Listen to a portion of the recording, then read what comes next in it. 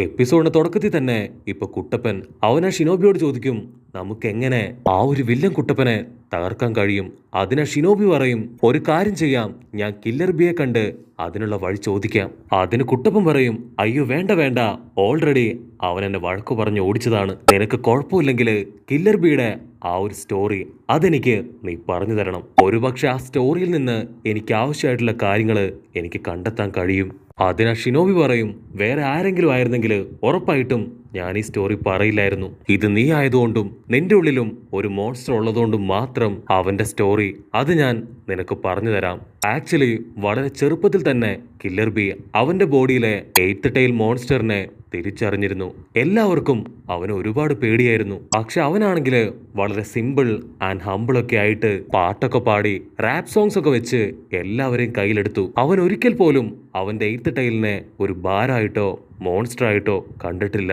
അത് അവന്റെ ഒരു പവറും ഭാഗ്യമായിട്ടാണ് അവൻ കരുതിയത്. ആക്ച്വലി കില്ലർ ബി അവൻ ആ മോൺസ്റ്ററിനെ സ്വീകരിച്ചത് പോലും അവന്റെ ബ്രദർ റെയ്ക്കാഗയ്ക്ക് വേണ്ടിയാണ്. അവനെ പ്രൊട്ടക്ട് ചെയ്യാനാണ് ഈ മോൺസ്റ്ററിനെ സ്വീകരിച്ച് പിന്നീട് അതിനെ കൺട്രോൾ ചെയ്തത്. കില്ലർ ബിയെ ഞങ്ങൾ എല്ലാവരും ഞങ്ങളുടെ ഗ്രാമത്തിന്റെ ഹീറോ ആയിട്ടാണ് കണക്കാക്കുന്നത്. യാമുട്ടോ സെൻസായി പറയും, നീ പറയുന്നത് കേൾക്കുമ്പോ എനിക്കും കില്ലർ ബിയോട് ഒരുപാട് റെസ്പെക്റ്റും ആരാധനയൊക്കെ തോന്നുന്നു. അതിനാ ഷിനോബി പറയും, പക്ഷെ ഇപ്പൊ എനിക്ക് ആ കില്ലർ ബിയെ ഫേസ് ചെയ്യാൻ ഭയങ്കര ബുദ്ധിമുട്ടാണ്. വർഷങ്ങൾക്ക് മുൻപ് ഞാനൊരിക്കൽ അവനെ കൊല്ലാൻ ശ്രമിച്ചിട്ടുണ്ട്. അത് കേട്ട് കുട്ടപ്പനും യാമുട്ടോ സെൻസായും അവർ രണ്ടുപേരും അങ്ങനെ ഫ്രീസായി പോവും. അതിന് യാമുട്ടോ സെൻസായി ചോദിക്കും, എന്തെങ്കിലും ഒരു കാരണമില്ലാതെ നീ അങ്ങനെ ചെയ്യില്ല. ഉറപ്പായിട്ടും ആ കാരണം അതെന്താണെന്ന് ഞങ്ങൾക്കറിയണം. അതിനാ ഷിനോബി പറയും, അതിനവൻ പറയും, ഞാൻ ആക്ച്വലി ഈ ഒരു സ്റ്റോറി അതാരോടും പറഞ്ഞിട്ടില്ല. കുട്ടപ്പനുള്ളിലും ഒരു മോൺസ്റ്റർ അതുള്ളതുകൊണ്ടാണ് ഈ സ്റ്റോറി നിങ്ങളോട് മാത്രം ഞാനിപ്പോ പറയാൻ തയ്യാറാവുന്നത്. അവിടുന്ന് അങ്ങനെ കട്ട് ചെയ്ത് ഇപ്പൊ 30 വർഷങ്ങൾക്ക് മുൻപ് കാണിക്കും. ഫ്ലാഷ് ബാക്കില് ആ ഒരു മോൺസ്റ്റർ അത് റാപ്പൊക്കെ വെച്ച് അങ്ങനെ തുള്ളിച്ചാടാണ്. അതിനെ ആർക്കും കൺട്രോൾ ചെയ്യാൻ കഴിയാതെ അതെല്ലായിടത്തും നാശം വിതച്ചുകൊണ്ടേയിരിക്കും. അപ്പോഴാണ് തേർഡ് റൈക്കാകെ അതിനെ കൺട്രോൾ ചെയ്യാനായിട്ട് അതിന്റെ അടുത്തേക്ക് വരിക. തേർഡ് റൈക്കാക ഇപ്പൊ ഫോർത്ത് റൈക്കാകയോട് പറയും, ഞാൻ അതിനെ കൺട്രോൾ ചെയ്യാം, പക്ഷെ നീ അതിന്റെ മൂവ്മെന്റ് അത് തടയണം. അങ്ങനെ വരികയാണെങ്കിൽ എനിക്ക് എളുപ്പത്തില് അതിനെ സീൽ ചെയ്ത് ഈ ഒരു വലിയ പാത്രത്തില് അടച്ചു വെക്കാൻ കഴിയും. ഉടനെ തേർഡ് റൈക്കാകയുടെ ടീംസ് അവിടെ സെറ്റാവും. എല്ലാവരും ചെങ്ങലൊക്കെ വെച്ച് അതിനെ പിടിച്ചു വലിക്കും. പക്ഷെ അത് ആ ചെങ്ങലൊക്കെ പൊട്ടിച്ച് അവരെ അടിച്ചു തെറിപ്പിക്കും. അപ്പോ ഒരു ഷിനോബി അവൻ ചാടി വീണ് അവന്റെ കയ്യിലുള്ള ചെയിൻ അതതിന്റെ കൊമ്പിലിട്ട് അങ്ങനെ വലിക്കാൻ തുടങ്ങും. അവൻ ഫുൾ കലിപ്പില് ഇപ്പൊ ദേഷ്യപ്പെട്ടു പറയും, എന്തൊക്കെ സംഭവിച്ചാലും ക്ലൗൺ വില്ലേജിനെ ഞാൻ രക്ഷിച്ചിരിക്കും, ഇതെന്റെ വാക്കാണെന്ന് പറഞ്ഞ് അവൻ ലൈറ്റ്നിങ് ജിപ്സ് ഉപയോഗിച്ച് അതിനെ കൂടുതൽ വീക്കാക്കാൻ ശ്രമിക്കും. പക്ഷെ ആ മോൺസ്റ്റർ അതിന്റെ ഫുൾ പവർ എടുത്ത് ആ ഷിനോബിയെ പിടിച്ചു വലിച്ച് അവൻ ഓൾമോസ്റ്റ് അടുത്തെത്തുമ്പോ അതിന്റെ കൊമ്പ് വെച്ച് അങ്ങനെ കുത്തും. അപ്പൊ തേർഡ് നോക്കാകെ ആള് കറങ്ങി തിരിഞ്ഞ് അതിന്റെ കൊമ്പ് അത് വെട്ടി അങ്ങോട്ട് കളയും. എന്നിട്ട് സർവ്വശക്തി എടുത്ത് ആ വലിയ ഭരണിയില് അതിനെ ലോക്ക് ചെയ്ത് വെക്കും. കട്ട് ചെയ്ത ആ ഷിനോബി അവൻ പറയും, അതിനുശേഷം ഞങ്ങള് നീണ്ട ഒരുപാട് വർഷങ്ങളായിട്ട് അതിനെ കൺട്രോൾ ചെയ്യാൻ ശ്രമിച്ചു കൊണ്ടേയിരുന്നു. കാരണം ഒരുപാട് ഗ്രാമങ്ങളില് ഇത്തരത്തിലുള്ള മോൺസ്റ്റേഴ്സ് ഉണ്ട്. അതുകൊണ്ട് തന്നെ ആ ഒരു എയ്ത്ത് ടൈലിനെ അതിനെ ഞങ്ങളുടെ ഗ്രാമത്തിലുള്ളവർക്കും വളരെ ആവശ്യമായിരുന്നു. അന്ന് അതിനെ കൺട്രോൾ ചെയ്യുന്നതിനിടയിൽ കൊമ്പ് കുത്തിക്കയറി മരിച്ചത് അത് മറ്റാരുമല്ല, എന്റെ പപ്പയാണ്. അത് കേട്ട് യാമുട്ടോ സെൻസായി, അപ്പൊ നിന്റെ പപ്പയെ കൊന്ന പ്രതികാരത്തിനാണോ നീ അതിനെ കൊല്ലാൻ ശ്രമിച്ചേ? അതിനാ ഷിനോബി പറയും, അങ്ങനൊന്നുമില്ല.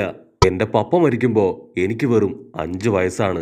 ഞാനും കില്ലർ ബിയും ഞങ്ങൾ രണ്ടുപേരും അന്ന് ബെസ്റ്റ് ഫ്രണ്ട്സ് ആണ്.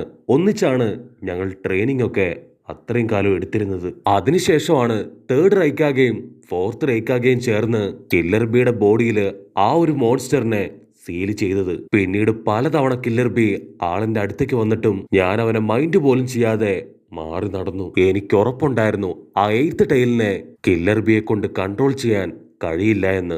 ഇന്നല്ലെങ്കിൽ നാളെ ഉറപ്പായിട്ടും അത് പുറത്തേക്ക് വരും. അതിന്റെ റാപ്പ് മ്യൂസിക് ഉപയോഗിച്ച് ഗ്രാമത്തിലുള്ള എല്ലാവരെയും അത് നശിപ്പിച്ചു കളയും. അതുകൊണ്ട് തന്നെ കില്ലർ ബിയെ കൊല്ലാൻ ഞാൻ ഒരുപാട് ആഗ്രഹിച്ചു. എന്റെ അമ്മയുടെ സങ്കടവും ദുഃഖവും എല്ലാം കൂടെ ആയപ്പോ അതിനുള്ള ഊർജം അത് കൂടി വന്നു.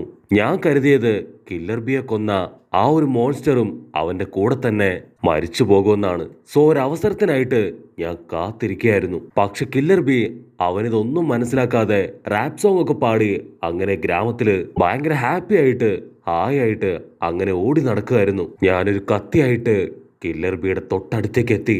എല്ലാവരുടെയും ശ്രദ്ധ തെറ്റിച്ച് ഞാൻ ഓടി വന്ന് അവനെ കുത്താനായിട്ട് ശ്രമിച്ചു. പക്ഷെ കില്ലർ ബിക്ക് എന്തോ ഡൗട്ട് തോന്നി. അവൻ ഉടനെ തിരിഞ്ഞു. അവന്റെ കൈ എന്റെ കയ്യിൽ തട്ടി. എന്റെ കയ്യിലുണ്ടായിരുന്ന കത്തി അത് തെറിച്ചുപോയി. പക്ഷെ കില്ലർ ബിക്ക് യാതൊരു ഭാവവ്യത്യാസവും ഉണ്ടായിരുന്നില്ല.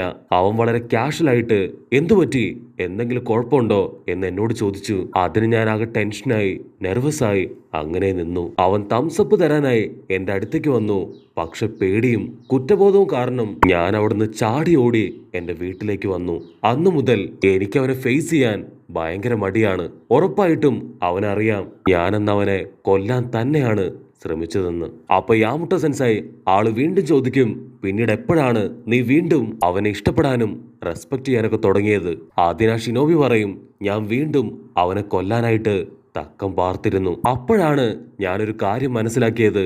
ആക്ച്വലി ഞാൻ മാത്രമായിരുന്നില്ല, ഞങ്ങളുടെ ഗ്രാമത്തിലുള്ള ഒരുപാട് പേര് അവനെ കൊല്ലാൻ ശ്രമിച്ചിരുന്നു. കാരണം അവരൊക്കെ ആ ഒരു മോൺസ്റ്ററിനെ വലിയൊരു അപകടകാരിയായിട്ടാണ് കണ്ടത്. പക്ഷെ യഥാർത്ഥത്തിൽ ആ ഒരു മോൺസ്റ്റർ ഞങ്ങളുടെ ഗ്രാമത്തെ പ്രൊട്ടക്ട് ചെയ്യാനാണ് കില്ലർ ബിയുടെ ബോഡിയിൽ സീൽ ചെയ്തത് എന്ന കാര്യം ആർക്കും അറിയില്ലായിരുന്നു. ഒളിഞ്ഞും മറഞ്ഞും അവൻ ഒരുപാട് പേര് അറ്റാക്ക് ചെയ്യാൻ ശ്രമിച്ചു. കയ്യിൽ കിട്ടുന്ന സാധനങ്ങള്, മൊട്ട, തക്കാളി, അതൊക്കെ അവന്റെ നേർക്ക് ജനങ്ങൾ വലിച്ചെറിഞ്ഞു. പക്ഷെ കില്ലർ ബി അവനതൊന്നും കാര്യാക്കാതെ വീണ്ടും ഹാപ്പിയായിട്ട് മുൻപോട്ട് പോയി. ശരിക്കും അപ്പോഴാണ് അവന്റെ സ്വഭാവം അതെന്നെ ഞെട്ടിച്ചു കളഞ്ഞത്. എന്റെ വേദനയെ കഴിഞ്ഞും എന്റെ വിഷമത്തെ കഴിഞ്ഞും ഒരുപാട് കൂടുതൽ അവൻ അനുഭവിക്കുന്നുണ്ട്. പക്ഷെ അതൊരിക്കലും അവൻ ആരോടും പ്രകടിപ്പിക്കുകയോ ആവശ്യമില്ലാതെ ആരെയും ഉപദ്രവിക്കാൻ ശ്രമിക്കുകയോ ചെയ്തിട്ടില്ല. അന്നു മുതലാണ് എനിക്ക് അവനോട് ഒരു റെസ്പെക്ട് തോന്നിയത്. ഇത് ഒരുപാട് വട്ടം അവനോട് പറയണം എന്ന് ഞാൻ ആഗ്രഹിച്ചതാണ്. പക്ഷെ എന്നെ കൊണ്ടത് കഴിഞ്ഞില്ല. ഇന്നല്ലെങ്കിൽ നാളെ ഉറപ്പായിട്ടും ഈ കാര്യങ്ങളെല്ലാം തന്നെ ഞാൻ അവന്റെ അടുത്ത് തുറന്നു പറയും. അത് കേൾക്കുമ്പോ ഇപ്പൊ കുട്ടപ്പന് അവൻ എന്തൊക്കെയോ ഓർമ്മ വന്ന് അവൻ തൊട്ടടുത്തുള്ള ഒരു പാറയുടെ മുകളിലേക്ക് അങ്ങനെ ഓടിക്കയറും. കുട്ടപ്പൻ കണ്ണടച്ച് ഇപ്പൊ പഴയ ഓരോ കാര്യങ്ങള് അതങ്ങനെ ഓർക്കാൻ തുടങ്ങും. കുട്ടപ്പന്റെ വളരെ ചെറുപ്പത്തില് എല്ലാവരും അവനെ ആട്ടി ഓടിച്ചത്, അതിനുശേഷം ലീഫ് വില്ലേജ് അതിനെ രക്ഷിച്ചപ്പോ എല്ലാവരും അവനെ ഒരു രക്ഷകനായി കണ്ട് സ്നേഹിക്കാൻ തുടങ്ങിയത്, ഇഷ്ടപ്പെട്ടത്, അങ്ങനെ എല്ലാ കാര്യങ്ങളും അവനിപ്പോ ആലോചിക്കും.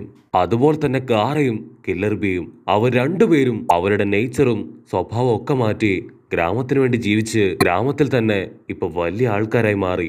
ഉറപ്പായിട്ടും ഞാനും എന്റെ ലീഫ് വില്ലേജിന്റെ ഹൊക്കാഗെയായി മാറും.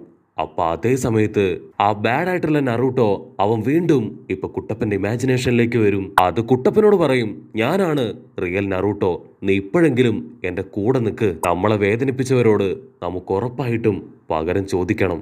അപ്പൊ അതേ സമയത്ത് ഇപ്പൊ യാമുട്ടോ സെൻസായുടെയും ആ ഷിനോബിയുടെയും അലർച്ച കേൾക്കും. കുട്ടപ്പൻ ഷോക്കായിട്ട് ഇപ്പൊ അവിടേക്ക് ഓടും. അപ്പാ സ്ക്വിഡ് ഇപ്പൊ ഷിനോബിയെ അങ്ങനെ ഹായ് ആയിട്ട് തൂക്കിയെടുത്ത് അതിന്റെ ടെന്റിക്കിൾസില് ചുരുട്ടി പിടിച്ചിരിക്കുകയാണ്. യാമുട്ടോ സെൻസായി കുട്ടപ്പനോട് പറയും, എങ്ങനെയെങ്കിലും അവനെ രക്ഷിക്കണം. ഉടനെ യാമുട്ടോ സെൻസായി ആളുടെ വുഡ്ജിപ്സ് ഉപയോഗിച്ച് അതിന്റെ ടെന്റിക്കിൾസ് അത് ലോക്ക് ചെയ്യും. ഇവിടെ കുട്ടപ്പനാണെങ്കില് അവന്റെ റസൻ ഗൺ അത് റെഡിയാക്കി നിൽക്കുമ്പോഴായിരിക്കും ഒരു വമ്പൻ ട്വിസ്റ്റ്. സാക്ഷാൽ കില്ലർ ബി അവൻ അവിടേക്ക് ചാടി വീണ് അവന്റെ 8th ടൈൽ ഉപയോഗിച്ച് ഇപ്പ സ്കിഡുമായിട്ട് ഫൈറ്റ് ചെയ്യാൻ തുടങ്ങും. ഉടനെ ആ 8th ടൈല് ഇപ്പ സ്ക്വിഡിനെ തല്ലി തല്ലി കൊല്ലാണ്. അവിടുന്ന് അങ്ങനെ കട്ട് ചെയ്ത് ഇപ്പൊ നമ്മുടെ ഷിനോബി അവൻ സേഫാണ്. അവൻ കില്ലർ ബിയോട് ചോദിക്കും, മാസ്റ്റർ നിങ്ങൾ എന്തിനാണ് എന്നെ രക്ഷിച്ചത്? പണ്ടൊരിക്കൽ ഞാൻ നിങ്ങളുടെ ജീവൻ തന്നെ എടുക്കാൻ ശ്രമിച്ചിട്ടുണ്ട്. അത് കേട്ട് കില്ലർ ബി അവൻ ചിരിക്കും. അവൻ പറയും, എനിക്കത് ഓർമ്മ പോലും ഇല്ല. എന്റെ മനസ്സിൽ ഇപ്പോഴും നമ്മുടെ ചൈൽഡ്ഹുഡ് ആണ്. നമ്മൾ രണ്ടുപേരും എന്നും ഒരുമിച്ചായിരുന്നു. പാട്ട് പാടാനും ഫുഡ് കഴിക്കാനും ട്രെയിനിങ് എടുക്കാനും എന്നും നമ്മൾ ഒരുമിച്ച്. ഇനിയും നമുക്ക് പഴയതുപോലെ ഹാപ്പി ആയിട്ട് ജീവിക്കണം എന്ന് പറഞ്ഞ് അവര് രണ്ടുപേരും ഇപ്പൊ തംസപ്പ് അടിക്കും. അത് കണ്ട് നമ്മുടെ കുട്ടപ്പൻ അവൻ ചാടിത്തുള്ളി റാപ്പ് സോങ് ഒക്കെ പാടുന്നതോട് കൂടെ ഈ ഒരു എപ്പിസോഡും അവസാനിക്കുന്നു. എപ്പിസോഡ് ഇഷ്ടപ്പെടുകയാണെങ്കിൽ തീർച്ചയായിട്ടും ലൈക്ക് ചെയ്യാനും കമന്റ് ചെയ്യാനും ഷെയർ ചെയ്യാനും മറക്കല്ലേ. അടുത്തൊരു അടിപൊളി എപ്പിസോഡുമായിട്ട് കാണുന്നവരെ it's me with Mallu episode.